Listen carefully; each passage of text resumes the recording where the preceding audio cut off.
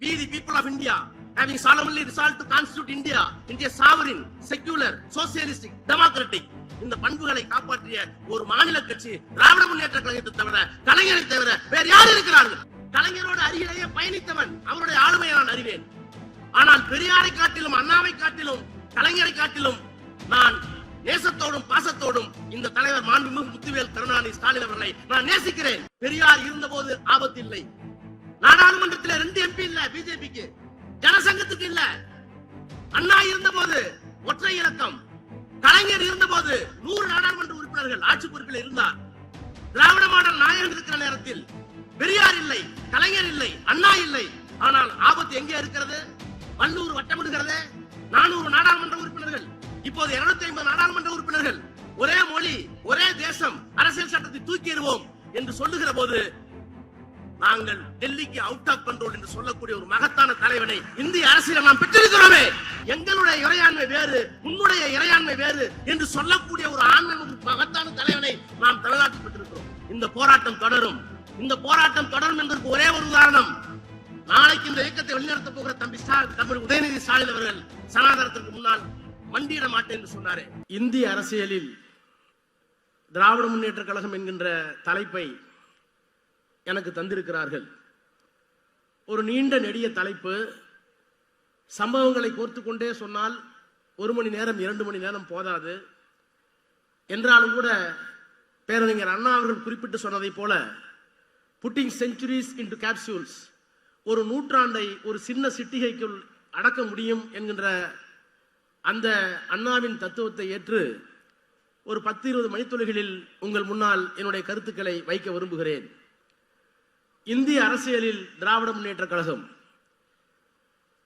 இந்திய அரசியல் என்பது டெல்லி எதை பார்க்கிறது, எப்படி பார்க்கிறது, யாரை எப்படி நடத்துகிறது என்பதிலே முடிகிறது, என்பதிலே தொடங்குகிறது, என்பதிலே நீடிக்கிறது. ஒரு காலகட்டத்தில் டெல்லி கிழக்கை பார்த்த காலம் உண்டு. ஜின்னா அவர்கள் தனிநாடு கேட்ட 1930 முதல் 47 வரை வடக்கு கிழக்கை பார்த்தது. ஒரே தேசமாக இருக்க வேண்டும் என்று காந்தி விரும்பினார். ஒருவேளை இந்த நாடு துண்டப்படுமானால் அது என்னுடைய இறந்த உடலின் மீதுதான் நடக்கும் என்று சொன்னார். ஆனால் அவர் உயிரோடு இருக்கும் போதே நாடு துண்டாடப்பட்டது. அப்போது டெல்லி கிழக்கை பார்த்தது, கிழக்கு பிரிந்தது. அதற்கு பிறகு டெல்லி வடக்கு மேற்கை பார்த்தது. காங்கிரஸ் பேரியக்கம் சுதந்திரத்திற்கு பின்னால் ஆட்சி அதிகாரத்தை பெற்ற நேரத்தில் மேற்கிலே இருந்த மேற்கு வங்காளம் தனித்த தத்துவ அடையாளத்தோடு, கொள்கை அடையாளத்தோடு டெல்லியை திரும்பி பார்க்க வைத்தது. அப்போது டெல்லி வடக்கு மேற்கை பார்த்தது. அதற்கு பிறகு 1951 தத்துவ தலைவர் தந்தை பெரியார் அவரால் உருவாக்கப்பட்ட திராவிட முன்னேற்ற கழகம் இவையெல்லாம் சேர்ந்து சமூக நீதிக்காக ஒரு மிகப்பெரிய போராட்டத்தை நடத்தி இந்தியாவினுடைய அரசியல் சட்டத்தை திருத்த வேண்டிய இக்கட்டுக்கு பண்டித நேரு ஆளானாரே. எனக்கு புரியவில்லை. I supported the efficient government without losing any merit என்று சொன்னவர். நான் தகுதியை விட்டுக் கொடுக்க முடியாது, இடஒதுக்கீடு எனக்கு ஏற்புடையது அல்ல என்று சொன்ன பண்டித நேருவை புரிய வைத்து a government should be efficient, the same time the government must also be humanitarian. ஒரு அரசாங்கம் என்பது திறமையை மட்டும் நம்பி இருக்க கூடாது, அது மனிதாபிமான அரசாங்கமாக இருக்க வேண்டும், அதற்கு இடஒதுக்கீடு தேவை என்று அந்த பண்டித அறிவை புரிய வைத்து சென்னையிலே தெற்கிலே நடந்த போராட்டத்தால் நான் அரசியல் சட்டத்தை திருத்துகிறேன் என்று சொன்னபோது வடக்கு டெல்லி தெற்கை திரும்பி பார்த்தது. ஒரு காலத்திலே கிழக்கை பார்த்தது, பிறகு மேற்கை பார்த்தது, தெற்கை திரும்பி பார்க்க வைத்த இயக்கம் இந்த திராவிட இயக்கம். நான் இன்னும் குறிப்பிட்டு சொல்லுகிறேன், 1951 முதல் சட்ட திருத்தம், அதற்கு பிறகு 1960 இன்றைக்கு இந்த நிறைந்த அரங்கத்தில் எழுச்சியோடு உட்கார்ந்திருக்கிறோம். மத்தியிலே அமைச்சர் பெருமக்கள் இருந்திருக்கிறார்கள், நானே கூட இருக்கிறேன். நீண்ட நெடுங்காலமாக திராவிட இயக்கத்துடைய சித்தாந்தங்களை நாடாளுமன்றத்தை சொன்ன வைகோ இருக்கிறார், முழங்கிக் கொண்டிருக்கிறார் சிவா இருக்கிறார். ஆனால் நான் எண்ணி பார்க்கிறேன், இந்த இயக்கம் ஒரு காலத்தில் எப்படி இருந்தது. 1960 ஆகஸ்ட் 14ஆம் நாள் இந்திய எதிர்காட்டம் இங்கே நடந்து கொண்டிருந்த அந்த காலகட்டத்தில் நாடாளுமன்ற உறுப்பினராக இருந்த EVK சம்பத் அவர்களுக்கு பண்டித நேரு அவர்கள் கடிதம் எழுதுகிறார். என்ன கடிதம்? உங்களிடத்தை நான் அறிவேன், உங்களுக்கு ஒரு உத்தரவாதம் தருகிறேன். தமிழ்நாட்டு மக்கள் ஏற்றுக்கொள்ளுகிற வரை, ஏற்றுக்கொள்ளாத வரை நாங்கள் இந்திய மாட்டோம். ஒரு கடிதம், ஒரே ஒரு கடிதம். அந்த கடிதத்திற்கு கடற்கரையிலே ஒரு பாராட்டு விழா. என்ன பாராட்டு விழா? அண்ணா பேசுகிறார். தம்பி பண்டித நேரு எழுதியிருக்கிறார் கடிதம். யார் தெரியுமா பண்டித நேரு? அணிசரா நாடுகளுடைய தலைவர், யுகோஸ்லாவிய தலைவர் மார்ஷல் டிட்டோவுக்கு எழுதிய கரம். அணிசரா நாடுகளுடைய தலைவராக இருக்கின்ற சுகஸ்லாவுக்கு எழுதிய கரம். எகிப்தினுடைய அதிபர் நாசருக்கு எழுதிய கரம் என் தம்பி சம்பத்துக்கு எழுதியிருக்கிறது. ஆனந்த கூத்தாடினார். ஒரு கடிதத்துக்கு ஆனந்த கூத்தாடி. அன்றைக்கு தேசிய அரசியல் திமுகவின் பங்கு அப்படித்தான் இருந்தது. 1962 திராவிட நாடு பிரிவினை, அதற்காக ஒரு சட்டம் கொண்டு வந்தார்களே. அந்த சட்டம் கொண்ட நேரத்தில் சொன்னார், we belong to Dravidian stock. நாங்கள் திராவிட மரபினத்தை சேர்ந்தவர்கள். we have got something concrete, something distinct, something different to offer the world at large. நாங்கள் திராவிட மரபினத்தை சார்ந்தவர்கள். இப்படி சொல்லிக் கொள்வதால் நான் மங்காளிக்கோ மராட்டியனுக்கோ எதிரிகள் அல்ல. ஆனால் இந்த உலகத்திற்கு வழங்குவதற்கு எங்களிடத்திலே தனித்த, வேறுபட்ட, தனித்துவம் கொண்ட திடமான கொள்கையில் இருக்கிறது இந்த உலகத்திற்கு வழங்குவதற்கு.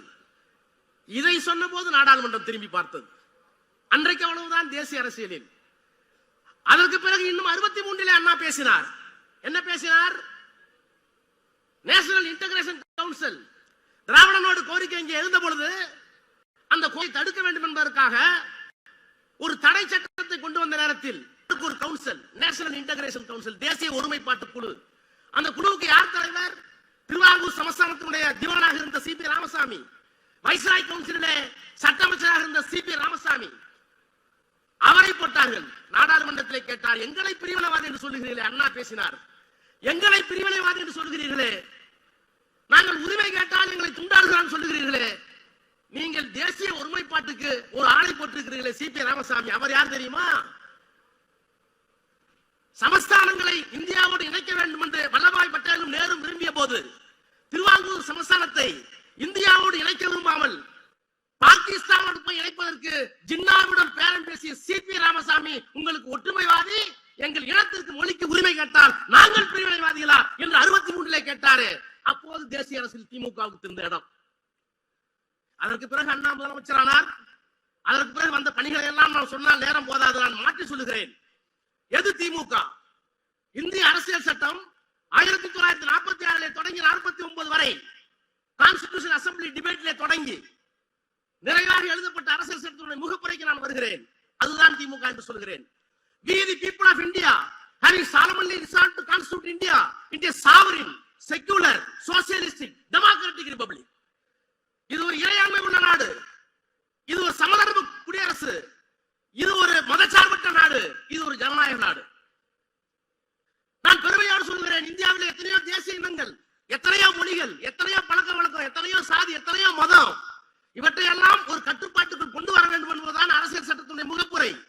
நான் பெருமையோடு சொல்கிறேன், இந்தியாவினுடைய அரசியல் சட்டத்துடைய சொல்லப்பட்டிருக்கின்ற முகப்புரையில் சொல்லப்பட்டிருக்கின்ற அந்த இறையாண்மை, அந்த சமதர்மம், அந்த மதச்சார்பின்மை, அந்த ஜனநாயகம், இந்த 4 கொள்கைகளையும் காப்பாற்றிய ஒரு மாநில கட்சி திராவிட முன்னேற்ற கழகம் மட்டும்தான் என்பதை என்னால் சொல்ல முடியும். எப்படி?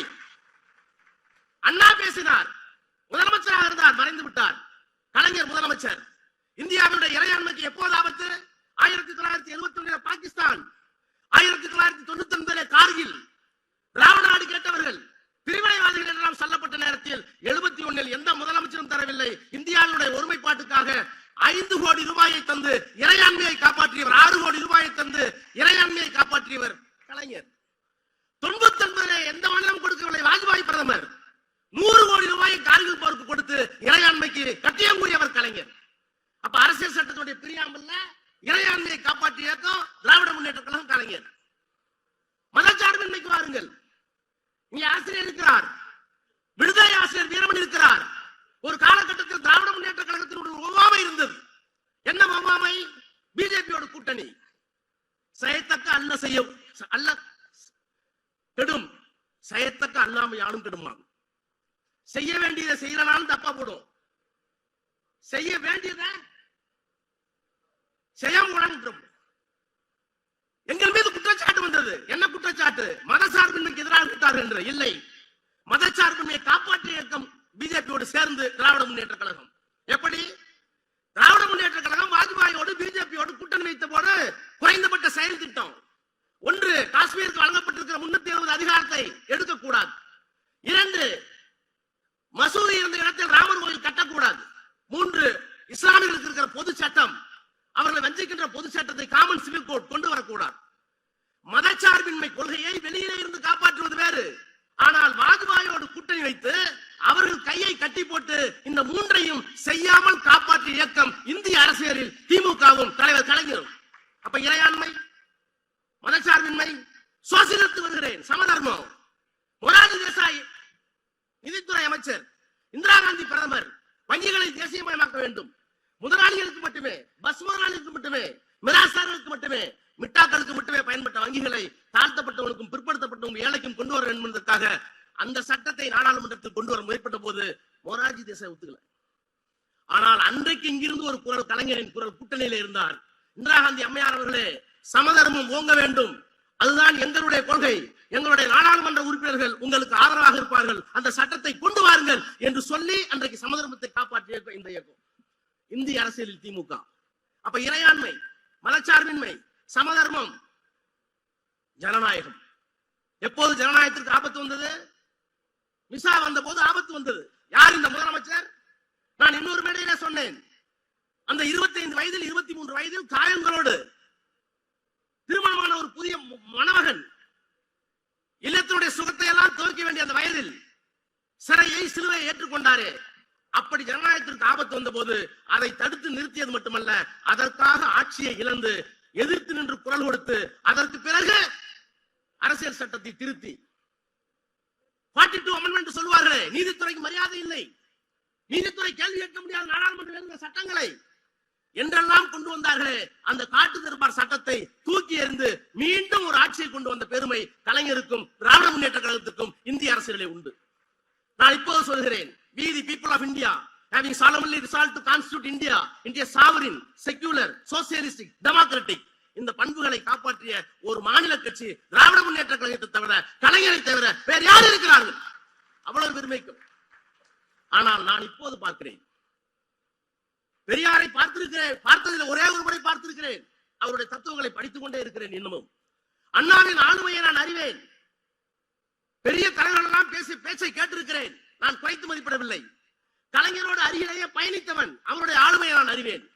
ஆனால் பெரியாரை காட்டிலும், அண்ணாவை காட்டிலும், கலைஞரை காட்டிலும் நான் நேசத்தோடும் பாசத்தோடும் இந்த தலைவர் மாண்புமிகு முத்துவேல் கருணாநிதி ஸ்டாலின் அவர்களை நான் நேசிக்கிறேன். என்ன காரணம்? அண்ணாவை குறைத்து மதிப்பிட்டதாக அர்த்தம் அல்ல, பெரியாரை புறந்தள்ளியதாக பொருள் அல்ல, கலைஞரை கைவிட்டு விட்டதாக அர்த்தம் அல்ல. பெரியார் இருந்தபோது ஆபத்து இல்லை. நாடாளுமன்றத்தில் 2 MP இல்ல பிஜேபிக்கு, ஜனசங்கத்துக்கு இல்ல. அண்ணா இருந்தபோது ஒற்றை இலக்கம், கலைஞர் இருந்தபோது 100 நாடாளுமன்ற உறுப்பினர்கள் ஆட்சி பொறுப்பில் இருந்தார், அவரே உள்ளிருந்து காப்பாற்றினார். ஆனால் இந்த மனிதன் இருக்கிற நேரத்தில், திராவிட மாடல் நாயகன் இருக்கிற நேரத்தில் பெரியார் இல்லை, கலைஞர் இல்லை, அண்ணா இல்லை. ஆனால் ஆபத்து எங்கே இருக்கிறது? வல்லூர் வட்டமிடுகிறது. 400 நாடாளுமன்ற உறுப்பினர்கள், இப்போது 250 நாடாளுமன்ற உறுப்பினர்கள், ஒரே மொழி, ஒரே தேசம், அரசியல் சட்டத்தை தூக்கி எறிவோம் என்று சொல்லுகிற போது நாங்கள் டெல்லிக்கு அவுட் ஆஃப் கண்ட்ரோல் என்று சொல்லக்கூடிய ஒரு மகத்தான தலைவனை இந்திய அரசியல் நாம் பெற்றிருக்கிறோமே. அவருக்குள்ளார் பெரியார், அண்ணா, கலைஞர் இருக்கிறார்கள். டீலிமிட்டேஷன். நான் மீண்டும் சொல்லுகிறேன், democratic country, socialist country, secular country, republic democratic. இந்த ரிபப்ளிக் வார்த்தை யாருமே கை வைக்கல. ரிபப்ளிக்னா என்ன? குடியரசு. குடியரசுனா என்ன? எல்லாத்துக்கும் ஒரு ஓட்டு. சமூகத்திலே நீ மேட்டுக்குடியா இருக்கலாம், கீழே இருக்கலாம், பணத்துல நீ பெரியாள், சமூகத்திலே பிரித்து வைக்கப்பட்டிருக்கலாம், ஆணும் பெண்ணும் வேற்றுமையாக இருக்கலாம். ஆனால் ரிபப்ளிக், குடியரசு வந்து விட்டால் எல்லாத்துக்கும் ஒரே மரியாதை. அந்த மரியாதைக்கு குழி தோண்டுகின்ற டீலிமிட்டேஷன். மறுவரை செய்வோம். தமிழ்நாடு போன்ற மாநிலங்களை தூக்கி எறிவோம். உத்தரப்பிரதேசம் இருந்தால் போதும், மத்திய பிரதேசம் இருந்தால் போதும், 4 மாநிலங்களை கொண்டு இந்தியாவுடைய தலைவதியை நாங்கள் நிர்ணயிப்போம் என்று சொல்லுகின்ற ஜனநாயகத்திற்கு எதிரான டீலிமிட்டேஷன், மறுவரையறை, அதை எதிர்த்து நிற்கிற துணிச்சல். அதற்காக ஒரு மாநாடு கூட்டி இந்தியாவினுடைய தலைவர்களை எல்லாம் சென்னைக்கு அழைத்து இந்திய அரசியலை திரும்பி பார்க்க ஒரு தலைவன் இருக்கிறார் என்றால் அந்த ஒரே தலைவன் மாண்புமிகு முத்துவேல் கருணாநிதி ஸ்டாலின். இன்றைக்கு SIR, நான் இன்னும் ஒரே ஒரு நிமிடத்தில் முடிக்கிறேன். எங்கே இருக்கிறார் தெரியுமா? அண்ணா போராடினார், நாடாளுமன்றத்திலே முழங்கினார். எழுச்சி நாள் கூட்டம் போட்டார். முதலமைச்சராக வந்ததற்கு பிறகு நான் மறுக்கவில்லை. கலைஞர் பல்வேறு செயல்களை செய்து முடித்தார். ஆனால் இன்றைக்கு அரசியல் சூழ்நிலை எப்படி இருக்கிறது? நேரு இல்லை, இந்திரா காந்தி இல்லை. அண்ணா பேசியது நேருடன், சமனுக்கு இருந்தது கலைஞர் இந்திரா காந்தியுடன். ஆனால் இன்றைக்கு யாரோடு இருக்கிறோம்? மோடியோடும் அமித்ஷாவோடு இருக்கிறோம். அப்ப உத்திகளை மாற்ற வேண்டும் அல்லவா? என்ன உத்தி? நீட் மத்திய அரசாங்கம் சட்டம் கொண்டு வருகிறது, ஒன்றிய அரசாங்கம். இடபிள்யூஎஸ் ஒன்றிய அரசாங்கம் சட்டம் கொண்டு வருகிறது, economically weaker section. National education policy சட்டம் கொண்டு வருகிறார்கள், எஸ்ஐஆர் சட்டம் கொண்டு வருகிறார்கள். இந்த சட்டத்தை எல்லாம் நாடாளுமன்றம் ஏற்றுகிறது. நன்றாக கவனியுங்கள். The political will of the entire people of India is being reflected in the parliament. அப்படித்தான் பொருள். ஒரு நாடாளுமன்ற உறுப்பினர் ஓட்டு போட்டு விட்டால், உதகை நாடாளுமன்ற உறுப்பினர் நாடாளுமன்றத்தில் ஓட்டு போட்டு விட்டால், எனக்கு 14 லட்சம் பேர் இருக்கிறார்கள் பின்னாலே, நான் அவர்கள் ஓட்டு போட்டதாக பொருள். அப்ப entire sovereignty of the country is being reflected in the parliament. ஆனால் அந்த பார்லிமெண்ட்ல போட்ட ஒரு சட்டத்தை தவறு என்று சட்டமன்றத்தை கூட்டி எங்களுடைய இறையாண்மை வேறு, உன்னுடைய இறையாண்மை வேறு என்று சொல்லக்கூடிய ஒரு ஆண்மை, ஒரு மகத்தான தலைவனை நாம் தமிழ்நாட்டில் பெற்றிருக்கிறோம். அதுதான் இந்திய அரசியலில் அவருக்கு இருக்கிற இடம். இப்ப அவர் என்ன சொல்கிறார்கள்? ஏன் பிரிந்து போகிறீர்கள் என்று சொல்கிறார்கள், பிரிக்கப்பார்கள் என்று சொல்கிறார்கள். நாங்கள் பிரிக்கவில்லை. எங்களை பிரித்து விடுவதற்கு எல்லா முயற்சியும் செய்தால் அதை எதிர்கொள்கின்ற ஆற்றல் மிக்க ஒரு இயக்கமாக இந்தியாவில் வேறு எந்த இயக்கமும் இல்லை. இந்த இயக்கம் இருக்கிறது. என்ன காரணம் என்றால், எல்லா இயக்கமும் அரசியல் இயக்கம். இந்த இயக்கம் தான் தத்துவார்த்த இயக்கம். All parties are political parties. The DMK alone is the ideological parties. That is why you are fighting with Modi and Amit Shah. இந்த போராட்டம் தொடரும். இந்த போராட்டம் தொடரும் என்பதற்கு ஒரே ஒரு உதாரணம். நாளைக்கு இந்த இயக்கத்தை வெளிநடத்த போகிற தம்பி உதயநிதி ஸ்டாலின் அவர்கள் சனாதனத்திற்கு முன்னால் மண்டியிட மாட்டேன் என்று சொன்னாரே. நான் எல்லோருக்கும் சொல்லுகிறேன், இந்தியா முழுக்க சொல்லுவேன், அவரை தோளிலே தூக்கி சுமக்கிற மகிழ்ச்சி எங்களுக்கு இருக்கிற. என்ன காரணம்? அவர் இளைஞரா? அவர் மூத்தவரா? சிறைக்கு சென்றாரா? சிலுவை ஏந்தினாரா? தேவையில்லை. சனாதனத்துக்கு மண்டியிடாத ஒரே ஒரு தலைவன் எங்கள் இயக்கத்திற்கு போதும். அதுதான் இந்திய அரசியல் நாங்கள் பெறப்போகிற வெற்றி. நன்றி, வணக்கம்.